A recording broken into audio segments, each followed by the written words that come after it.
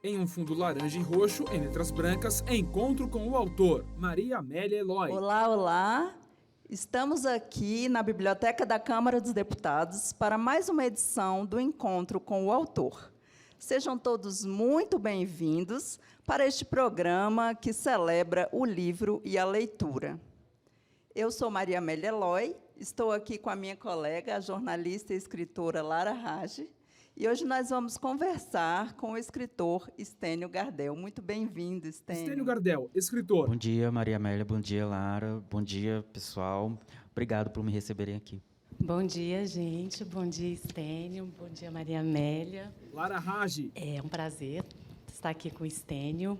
O Estênio nasceu em Limoeiro do Norte, no Ceará, formado em engenharia civil, é especialista em escrita literária. Desde 2017, tem participado de coletâneas de contos, como Quase Nome e Os Modernismos de Gonçalina. Seu primeiro romance, A Palavra que Resta, foi publicado em 2021 pela Companhia das Letras e teve grande repercussão. Foi finalista do Prêmio São Paulo de Literatura, na categoria Romance de Estreia, e do Prêmio Jabuti, na categoria Romance Literário. No ano seguinte, foi publicado em inglês, em tradução de Bruna Dantas Lobato, e venceu o National Book Awards 2023 na categoria Literatura Traduzida. Esse é um dos principais prêmios da literatura nos Estados Unidos. O romance já foi publicado também em italiano, ganhou edição em Portugal e estão bem encaminhadas as traduções para o espanhol, eslovaco e holandês. Nosso convidado acaba de lançar um novo livro, Bento, Vento, Tempo, voltado para o público infantil pela Companhia das Letrinhas, com desenhos de Nelson Cruz. Estênio, você poderia ler para a gente um trechinho do seu romance? Claro.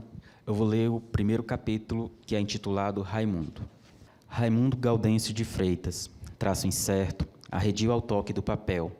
Lápis danado, domado, e ele escrevia o nome completo pela primeira vez. 71 anos e essa invenção, como ele diz, de aprender a ler e escrever depois de velho.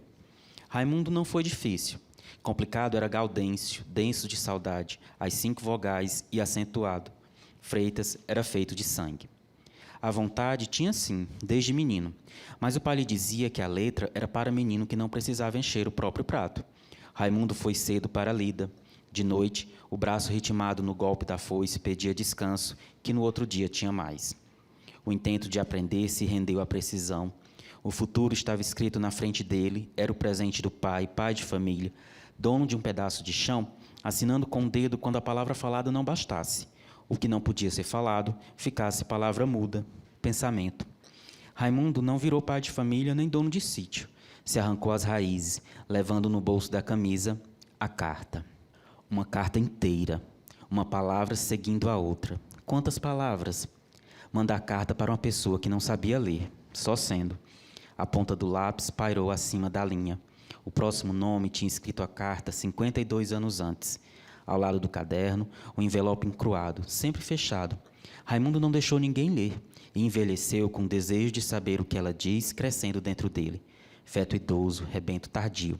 A carta guardava uma vida inteira. Maravilha. Na biblioteca, sentados lado a lado, Amélia, Lara e Estênio. É um primeiro capítulo muito potente, né? Como todo romance. Eu tenho certeza de que vai render um papo muito bom aqui. Eu e a Lara vamos começar com algumas perguntas e a plateia que veio prestigiar o encontro com o autor pode mandar para a gente também algumas perguntas. Lara Rage. Então, Estênio, você já contou em outras entrevistas, e a Socorro Racioli, que foi sua professora de escrita, até contou aqui no Encontro com o Autor, que um dia ela te disse: escreva a história que só você pode contar. Como você soube que essa era a história que só você podia contar? É porque ela te movia por dentro? Eu queria saber se você perseguiu essa história ou essa história que te perseguiu. Estênio Gardel, escritor. Sabe que esse ensinamento da Socorro foi muito importante para mim, assim, contar a história que só você pode contar, porque me diz muitas coisas. Eu acho que me libertou um pouco. Eu percebi que eu não precisava copiar ninguém. Eu podia me inspirar em outros escritores, mas que eu podia escrever a história com as minhas características, com as minhas lembranças, com as minhas marcas, e que só eu podia fazer isso, porque não tem ninguém igual a mim no mundo. Então, foi muito importante no meu processo, inclusive pessoal. E sabe também, curioso, ontem, quando eu estava conversando com o pessoal da UNB, me fizeram uma pergunta muito semelhante, se eu busquei a história, se a história me buscou. E eu acho que eu carregava esse sonho de escrever já há muito tempo, desde os meus 12, 13 anos, com essa vontade de contar histórias e chegar nas pessoas por meio das histórias. Mas fiquei guardando essa vontade por muito tempo. Só já, né, quase aos 40 anos é que eu me dediquei para valer e foi para escrever a história do Raimundo. Então, eu busquei a história para realizar esse sonho de escrever, né? Eu sei que sou muito feliz por ter encontrado o Raimundo e os outros personagens, mas eu acho que eu busquei, eu me dediquei, pensei muito, divaguei muito, né, para imaginar mesmo essa narrativa, querendo realizar esse sonho de escrever e publicar e chegar nas pessoas. Lara, faz que sim. Maria Amélia Eloy. Há muito lirismo e também erotismo no seu livro. A linguagem é trabalhada poeticamente. Como é que foi? Você teve que reescrever muitas vezes o livro? Você relia alguns trechos em voz alta para sentir a sonoridade, o ritmo? Como é que foi essa escrita? Estênio Gardel, escritor.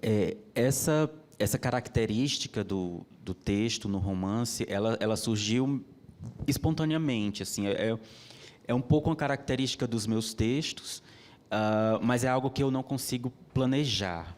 Eu planejei uma outra parte do processo, que era imaginar os capítulos e tudo, mas na hora de estar na frente da página em branco, é o momento da criação livre, espontânea, e é quando verdadeiramente o texto ele vai se constituindo palavra a palavra. Principalmente o meu texto, ele se faz muito assim de palavra que constrói, que baseia as palavras que se seguem.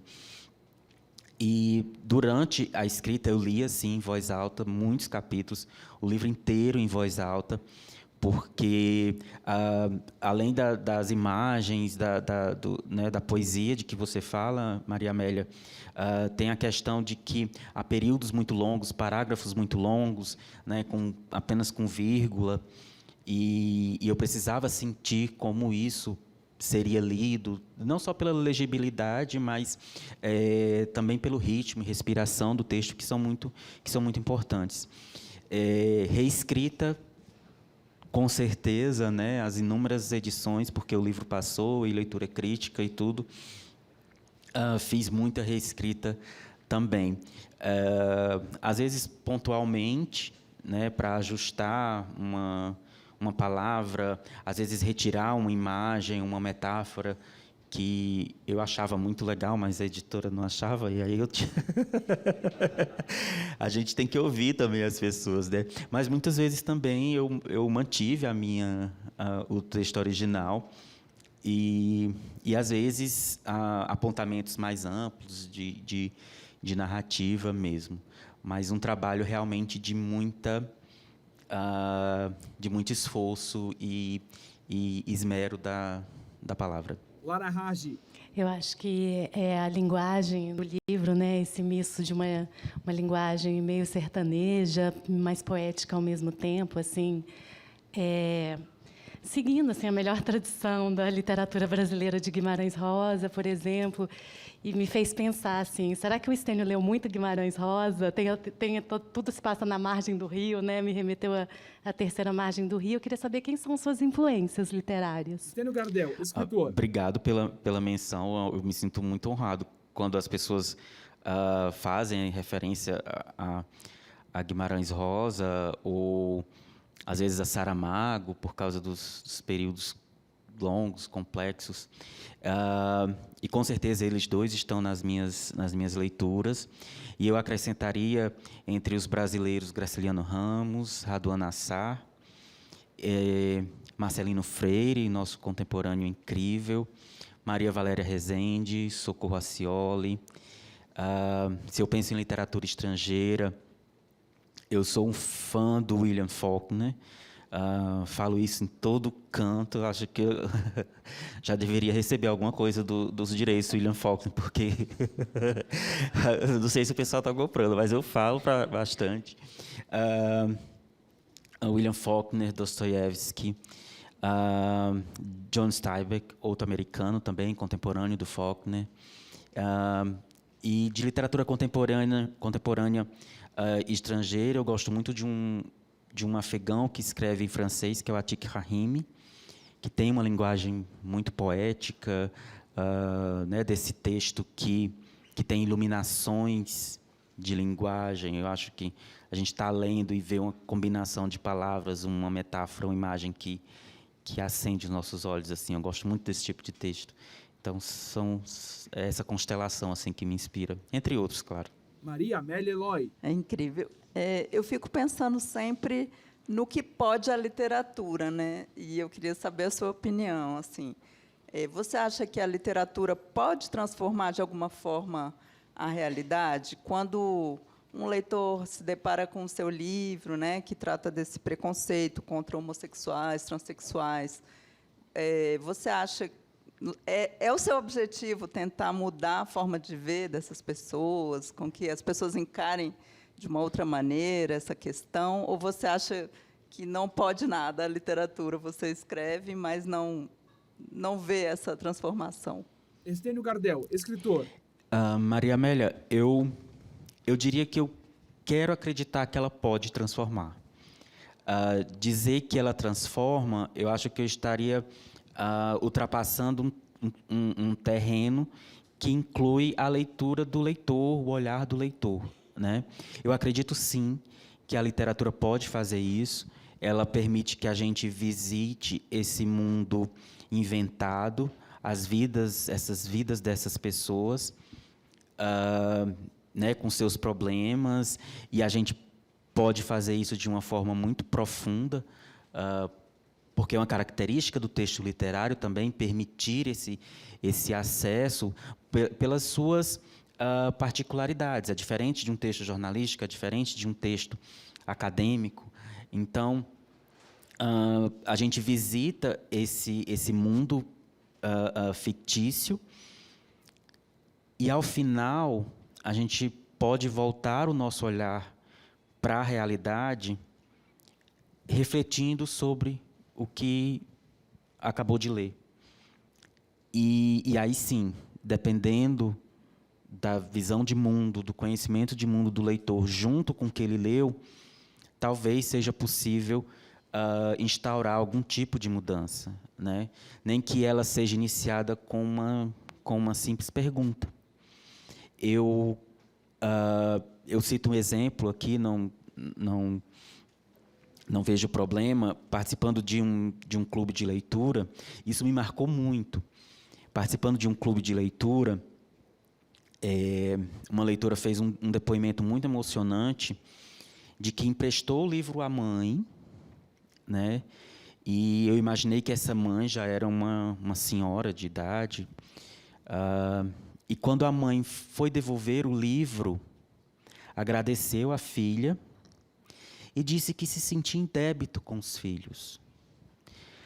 Ela não deu detalhes, claro, né? Não era necessário adentrar na vida daquela família, mas eu pude sentir a importância, o peso da leitura para essa mãe, né? E algum tipo, ela perceber isso, né, como ela revisitar a relação dela com os filhos, é um tipo de movimento em direção em direção à mudança, talvez, a algum pensamento, a algum sentimento. Lara e Amélia seguram fichas com a logo do programa e microfones. Lara Rage. Estênio, o livro tem umas partes muito dolorosas, né? E, para mim, a principal delas é o diálogo do Raimundo com a mãe. Antes de ir embora de casa, Raimundo diz para a irmã: aguenta o braço do pai, mas não aguenta as palavras da mãe. Todo esse trecho é muito emocionante e assim, parece que ele carrega muita verdade. E eu te pergunto, assim, você partiu da sua própria experiência como homem gay, por meio dessa criação ficcional, você trabalha suas feridas também? Estênio Gardel, escritor. Sim, Lara, algumas. Eu tenho algumas aproximações com Raimundo, mas mantenho com ele também algumas distâncias, né? Não acho que o livro seja uma autoficção, mas, por exemplo, como você falou, eu e o Raimundo somos homens gays. Eu e o Raimundo deixamos a cidade onde nascemos para morar na cidade grande. Mas, por outro lado, aliás, tem uma outra coisa também. Eu e o Raimundo compartilhamos essa admiração pelas palavras, né?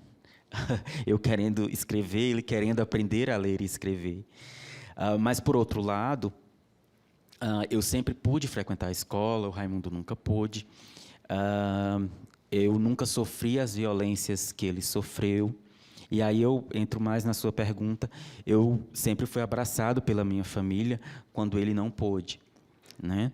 A minha mãe é o inverso da Dona era. Com os olhos marejados, Estênio olha para frente. Era o inverso da Dona Caetana.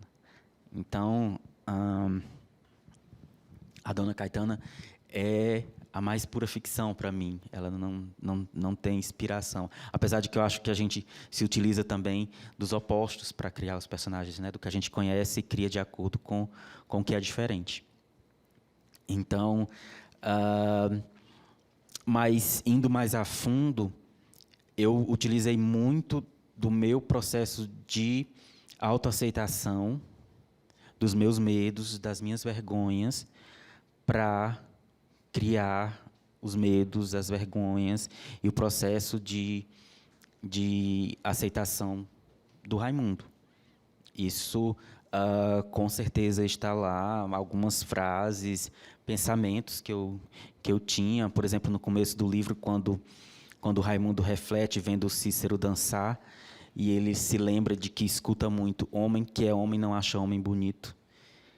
Eu ouvi muito isso quando eu era criança, já me percebendo diferente. Então, é só um exemplo das memórias e dos sentimentos que eu tinha na época em que eu ainda me escondia, né, e também não me aceitava. E eu utilizei isso, sim, para construir o Raimundo. E também outros personagens, como a Suzani, que também, na apresentação para o pai, se vê ali engolfada pela vergonha. Era também um pouco da minha vergonha, né? E é isso. Eu acho que, mesmo personagens mais distantes, as minhas vivências todas, de alguma forma, participam no processo de escrita, sejam de forma mais consciente, como esses exemplos que eu citei aqui, ou de forma inconsciente, que eu não tenho ideia. Então. Maria Amélia Eloy. Começaram a chegar algumas perguntas. Uma pessoa que não se identificou pergunta: o que você tem a dizer para quem se sente pedra dentro do próprio corpo e quer enchê-lo de água? Estênio Gardel, escritor. Olha aí, falando de Suzani, obrigado pela pergunta. É muito difícil. Eu já estive no seu lugar, de me sentir pedra, de não gostar do que eu sabia que tinha dentro de mim, de ter muito medo que as pessoas vissem o que tinha dentro de mim. Então, mas o que eu posso dizer primeiro é o seguinte, que você deve encontrar o seu próprio caminho de quando se reconhecer água e de quando se mostrar água para os outros. E confie em alguém. É difícil achar essa pessoa que você vai ter certeza que vai te abraçar, mas procure essa pessoa. E assim, o horizonte é distante e parece muito escuro, mas depois desse processo e dessa caminhada, a escuridão ela se desfaz, espero que se desfaça, e a gente pode ser mais feliz. E eu espero que você seja feliz também. Você merece ser feliz. Tenha isso em mente. Lara Rage. Eu vou fazer uma pergunta aqui da Ana Magna. Tendo em perspectiva o seu livro e o número de pessoas transexuais e travestis assassinadas anualmente no Brasil, que aspectos da nossa história contribuem para sermos tão intolerantes, tão preconceituosos, tão violentos em se tratando de amor entre pessoas do mesmo sexo? O que isso diz a nosso respeito como sociedade? Como você avalia isso? Estênio Gardel, escritor. Eu acho que isso nos diz que ainda guardamos muito da nossa formação como sociedade, né? De uma visão de mundo eurocêntrica, branca, disseminadora, conquistadora, e que se vê, na verdade, ameaçada pelas conquistas dos outros, pelos espaços que os outros podem conquistar. Eu acho que aqui a gente falou de transformação por meio da literatura. É uma forma de dar espaço para esses personagens que representam essas pessoas, né, de dar visibilidade para pessoas invisibilizadas, para corpos invisibilizados, para vozes abafadas, digamos assim. Então, estamos passando ainda por um processo ultraconservador que busca novamente dizimar o que é diferente e o que se julga menor, mas eu acho que há também a contracorrente para evitar que isso se avolume, se agigante ainda mais. E, com certeza, buscar a mudança desses índices de assassinato e de preconceito contra pessoas LGBTQIAPN+. Maria Amélia Eloy. Nós temos aqui várias perguntas curiosas sobre a carta. Chegamos nela. E aí? E aí, vamos em frente? Quem não leu, feche tampe os ouvidos. O José Luiz pergunta o que continha a carta. E o Bertone quer saber sobre a decisão de incluir ou não a carta, né? Ele fala que uma das surpresas, entre aspas, do romance diz respeito à decisão de não incluir o texto da carta de Cícero na narrativa de Raimundo. Ainda que possa frustrar as expectativas de leitores, o que por si só já é louvável, a decisão de não mostrar a carta é também uma forma de respeitar o processo de autoaceitação e elaboração da própria afetividade. Aí pergunta se essa decisão, a gente até conversou sobre isso antes do programa, se essa decisão esteve presente ao longo do processo de feitura do livro. Estênio Gardel, escritor. Eu acho que essa resposta vai demorar um pouquinho, temos tempo. Primeiro, José Luiz, adorei que ele foi direto o que diz a carta. Estênio, segura o microfone e sorri. Crente que eu vou falar. Desculpa, José Luiz, mas Não vou falar. Mas o bacana é isso, eu acho, da gente... olha, eu dizendo as desculpas, né? Cada um pode criar a sua carta. Então... e aí já vou para a pergunta do Tony. Sim, o final do livro passou por algumas transformações. Havia uma versão, a primeira versão tinha a revelação do conteúdo da carta, mas aí o livro passou por uma leitura crítica e me foi apontado que essa revelação não era... Olha para cima e gesticula. ...construtiva para o livro da forma que eu esperava, né? Eu ali, na minha inexperiência, talvez, de autor de primeiro romance, eu me sentia como vocês, como os leitores. Eu construí o suspense todo da carta e, no final, não vou revelar a carta. Isso não fazia sentido para mim, acredita em mim. Sabe? Mas a leitura crítica e os argumentos me fizeram compreender que, realmente, aquela altura da vida do Raimundo, por tudo que ele passou, e ali, já depois de aprender a ler e escrever, era importante ressaltar o poder de escolha dele. Antes, ele não tinha a escolha de ler, né? E ao final, ele podia, sim, ele tinha o poder da leitura e da escrita, e podia, finalmente, dizer, não, eu não preciso fazer isso. Né?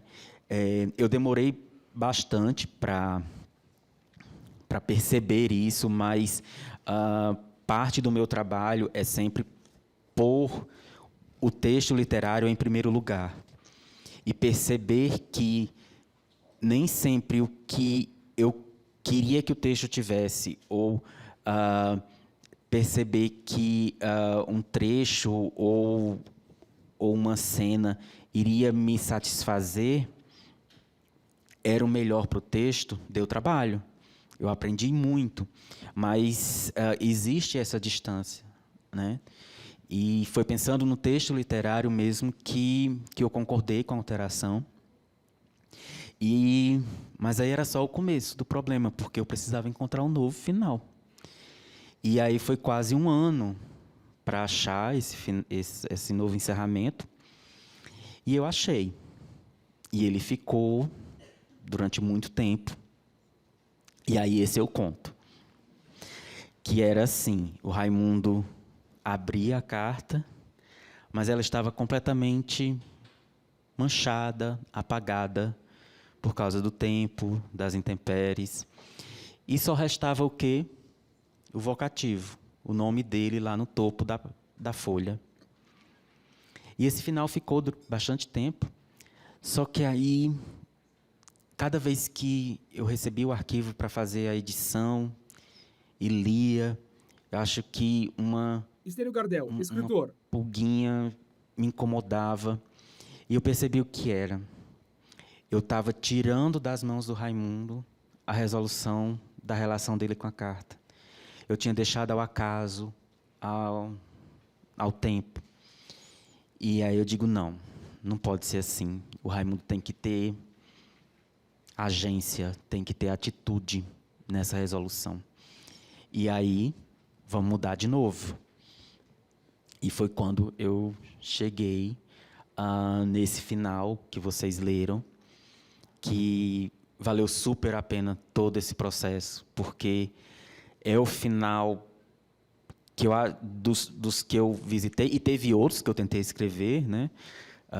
E dos que eu busquei, esse eu acho que é o mais potente, né? A última palavra do livro é começo. E um homem de 73 anos reconhecer que está encontrando um começo, né? É muito forte. Eu acho que é um ótimo encerramento para a história dele. Lara, sorri. Eu sugiro que você venda para a gente, no mercado paralelo, aí, a carta, que eu quero ler. Vamos conversar depois, Mari. A gente quer o rascunho, que é a primeira versão. Lara Rage. Poxa, está sem nome também. A pessoa quer saber como foi a construção da personagem Suzani para o livro, dessa relação entre ela e o Raimundo, entre essa relação que era uma relação de violência inicialmente e o afeto familiar no final. Estênio Gardel, escritor. Olha, a Suzani, ela é definitivamente especialíssima. Assim, eu adoro que as pessoas adoram a Suzani. Foi uma personagem muito difícil de construir. Durante o processo de escrita, eu sabia que eu precisava passar pelos momentos de violência, né, pelas cenas de violência, para falar aquilo que o livro ia falar. Mas eu tinha consciência também de que era um assunto muito sensível, principalmente por ela ser uma travesti, né? E a gente acabou de falar aqui da violência contra travestis e transexuais, e eu abordar isso no livro. Então, foi talvez uma das partes mais difíceis de escrever mesmo, porque era eu encarei como um limiar muito delicado, aquele de eu narrar essa violência, né, colocar ali palavras muito violentas para que as pessoas lessem não à violência, né? Mas a literatura faz isso. Ela diz algo para a gente ler e saber de algo diferente. Então, eu tive que trabalhar muito o texto literário, trabalhar muito os diálogos, o ponto de vista, a escolha das palavras também, para que a leitura pudesse ser essa, né? Nas camadas mais profundas, a leitura pudesse ser essa. Ela não tem inspiração em uma pessoa real, propriamente, completamente fictícia, mas ela surgiu mesmo como essa personagem que ia sofrer muito, mas, ao mesmo tempo, ia ser o acolhimento e a redenção do Raimundo, né? A Suzani, ela é gigante, né? E corporalmente, ela é também, assim, né? Com as mãos, ele gesticula. Estatuesca, não sei se existe essa palavra, mas né, ela tem uma presença muito forte, muito grande, mas por dentro, eu diria que ela não se cabe, e é essa amplitude de bondade, de perdão que acolhe o Raimundo. Então, uma personagem super importante e querida, e talvez a mais humana do livro. Maria Amélia Eloy. Chegaram muitas perguntas. Acho que vamos precisar, Bruno, de mais 2 horas de programa. Eu queria que você respondesse sobre a questão do analfabetismo, né? A gente vê que é um tema que rende boas histórias nas obras de arte brasileiras. Temos o filme Central do Brasil, o romance O Voo da Guará Vermelha, né, da Maria Valéria Rezende, o seu romance também.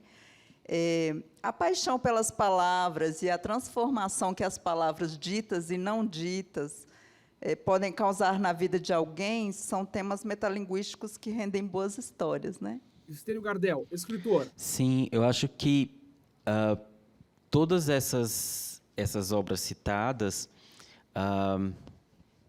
né, partiram de pessoas que sempre tiveram acesso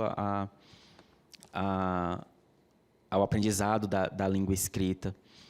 Então, como autor, imaginar a vida dessas pessoas é um processo instigante, assim, de querer, de pensar como essas pessoas vivem num mundo que é construído de letras, para onde a gente vai, há letras ao redor, no supermercado, no ônibus. E e pensar que, mesmo assim, essas pessoas constroem as suas vidas, têm as suas experiências, e de forma nenhuma menores. Isso tem que ser ressaltado também, né? Não é utilizar o analfabetismo. Claro que o letramento ele vai trazer, vai ampliar,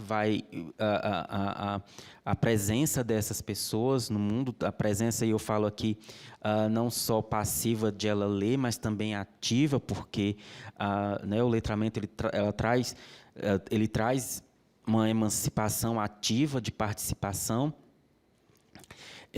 Mas é também perceber que essas pessoas, durante toda a vida, sem conhecimento da linguagem escrita, construíram as suas vidas, têm as suas famílias e com a sua importância, e são pessoas como nós e merecem o mesmo respeito e a mesma dignidade. Lara Ragi. Tem uma outra pergunta aqui que toca nesse ponto da alfabetização da Pepe, ou Pepe, não sei, que ela diz que é estrangeira. No romance, temos uma elaboração de um problema entre gerações. O avô mata, o pai bate, o filho tem dificuldade para se aceitar. Que relação você vê entre isso e a alfabetização? Estênio Gardel, escritor. Acho que é um pouco de... Acho que tem relação com a oportunidade de socialização no ambiente escolar. Isso acredito que seja constituinte também da nossa posição na sociedade. Então, se essas pessoas não alfabetizadas da história não tiveram essa oportunidade, né?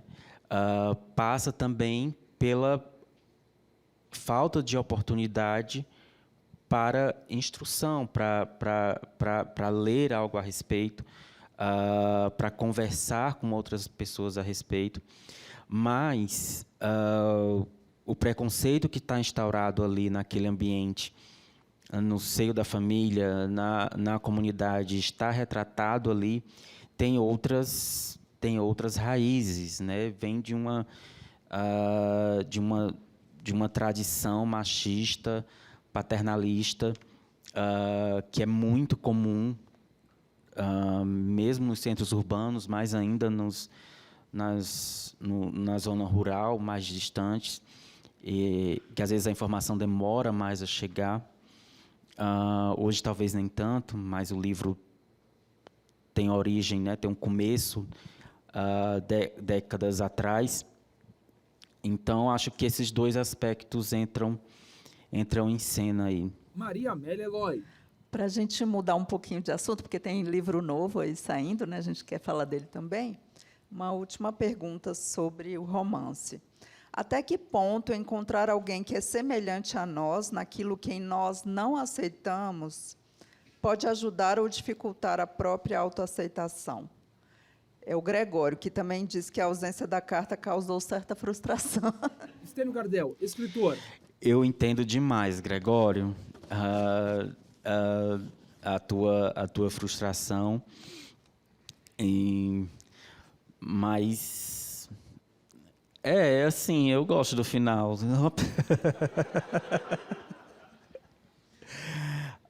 Sobre o começo da pergunta, encontrar alguém, eu acho que, em primeiro lugar, aquilo que eu falei, não se sentir obrigado porque você enxerga outra pessoa que já passou pelo processo de aceitação, se sentir obrigado a fazer o mesmo, encontrar o seu tempo e a sua forma de fazer isso, né? E se há abertura, se há confiança, com certeza essa troca vai ser mais benéfica do que maléfica. Eu tive um amigo com quem eu podia dividir os nossos desejos, né? Assim, quem nós éramos, de uma forma mais íntima, embora nós dois ainda não tivéssemos nos assumido para outras pessoas. E foi importante para mim. E eu espero que seja importante também para quem passa pela mesma coisa. Lara Raggi. Vou mudar um pouquinho de assunto também. Você trabalha no Tribunal Regional Eleitoral do Ceará. E a gente tem aqui no Brasil uma tradição de servidores públicos que se destacaram na literatura, né? Como Graciliano Ramos, Alígia Fagundes Telles, Guimarães Rosa, mais recentemente Itamar Vieira Júnior, só para citar alguns. E a minha pergunta é, você pretende continuar no serviço público ou gostaria de viver só da literatura? Estênio Gardel, escritor. Hoje, eu pretendo continuar no TRS, sim. Não apenas pela questão financeira, mas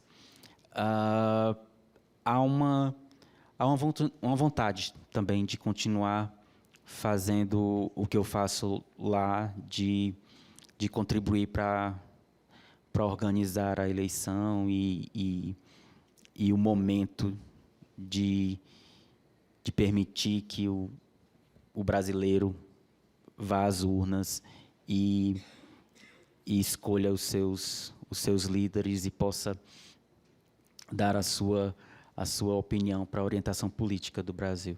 Maria Amélia Eloy. Seu novo livro, Bento, Vento, Tempo, está saindo pela Companhia das Letrinhas, né, com ilustrações do Nelson Cruz, uma narrativa em cordel. Você já tinha escrito antes para crianças? Você é um entusiasta da literatura infantil? Se sente mais confortável escrevendo para crianças ou para adultos? Olha, eu gosto de ler livros ilustrados, apesar de não ler tanto quanto romances. E, na verdade, eu estou até com um pouquinho de medo assim, de estar entrando nessa seara, um público diferente. Nunca tinha escrito nada para crianças e jovens, também nunca tinha arriscado escrever nada em cordel ou qualquer outro tipo de poesia. Mas surgiu uma oportunidade de escrever um texto para crianças e jovens, e eu queria tentar algo diferente.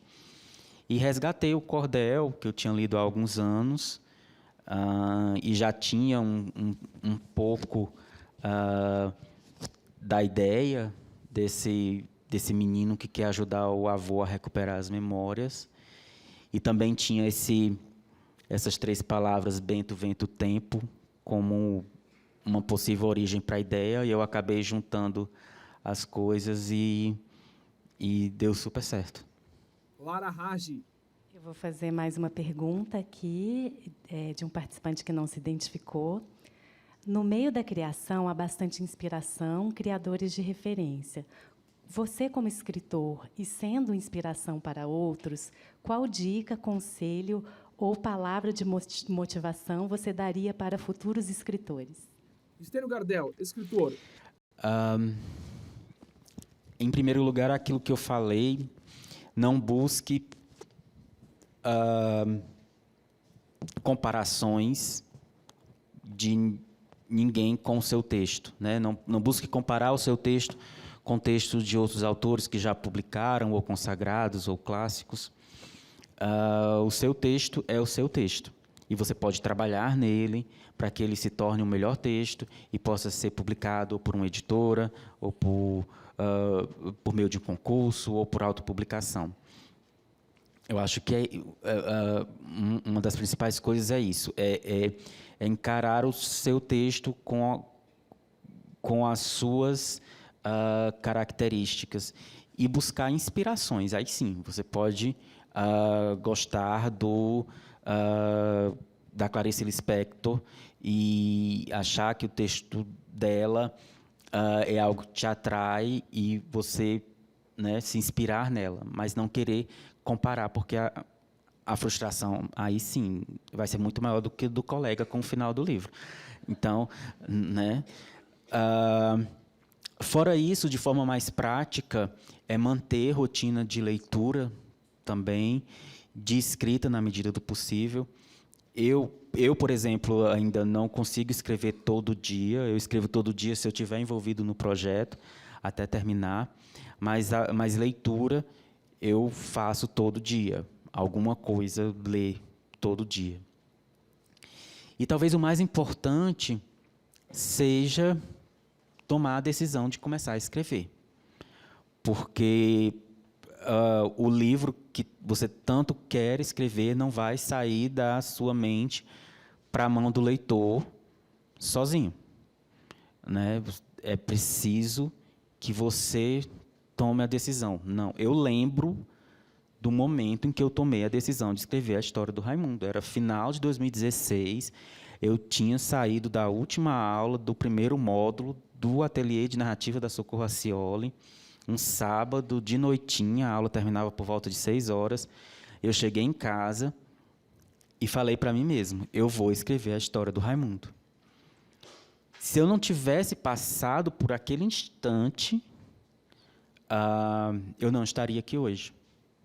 Então, se você realmente quer e é algo que te faz bem, em que você sonha ou deseja, tome essa decisão e comece. Você participou de algumas coletâneas de contos também, né? Você faz parte de um coletivo de escritores.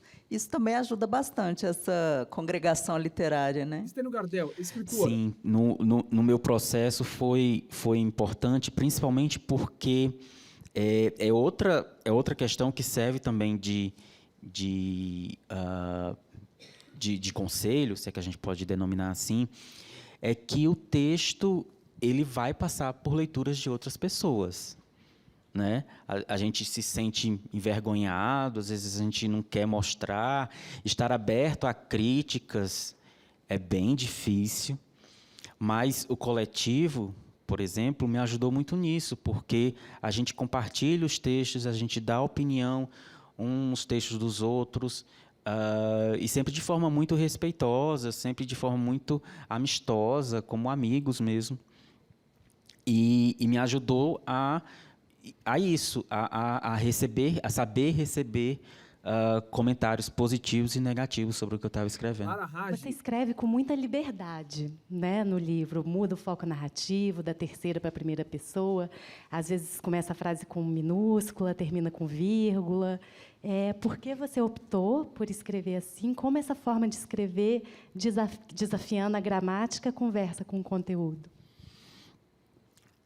Essa forma de contar a história do Raimundo, primeiro, eu acho que tem relação com o fato de que eu acredito que a história meio que pede uma forma para ser contada. Se eu for escrever outro romance, vai ser de outro jeito, né? Então, durante o processo de escrita, eu percebi que havia a oportunidade, por exemplo, de inserir uma cena de um tempo narrativo diferente enquanto eu estava no fluxo de consciência do Raimundo, e aí, para ilustrar essa simultaneidade, eu fazia a suspensão dos pensamentos, narrava a cena do outro tempo narrativo e depois retomava o que o Raimundo estava pensando com a minúscula, sem recuo e tudo, como para ilustrar que continuava, né? Que ele ainda estava naquela elaboração. E eu acho que isso se relaciona demais com as características do romance, porque o romance tem muito de memória, né? E a gente, quando está lembrando alguma coisa, algumas coisas, porque a gente não pensa uma coisa só, é fragmentado, não é linear, né? A gente pula de um tempo para o outro com muita naturalidade. E então foi uma tentativa de representação disso também, né? Com relação Estênio Gardel, escritor. aos desvios de norma, o meu personagem ele só tem conhecimento da língua falada. Então, para mim, faz todo sentido que o texto, principalmente quando representa a voz dele, tivesse essas características da oralidade, e na oralidade a gente se monitora muito menos com relação às regras gramaticais, e os desvios ocorrem, né, assim, naturalmente. A gente fala, né, sem essa preocupação.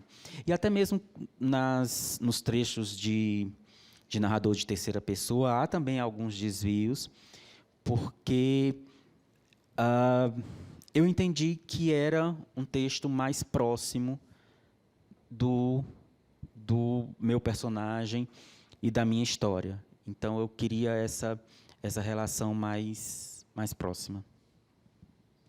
Muito obrigada, Estênio, pela sua participação. Foi um prazer receber você aqui no Encontro com o Autor. Foi um prazer imenso. Eu acho que é uma grande honra assim, para a gente, né, estar aqui com um escritor que eu acho que vai ficar para a história da literatura. Muito obrigada. Obrigado, Lara. Obrigado, Maria Amélia, pela conversa maravilhosa. Obrigado, pessoal, pelas perguntas, por terem vindo. Obrigado quem vai assistir em casa. Foi ótimo. Obrigado à Biblioteca da Câmara por proporcionar esse momento. Obrigada. Obrigada, gente. Lara e Estênio aplaudem e sorriem.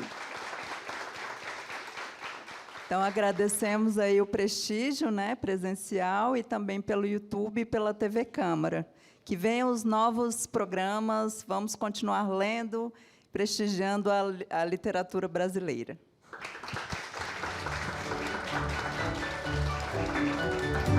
Em fundo laranja e roxo, créditos na tela. Em letras brancas, encontro com o autor.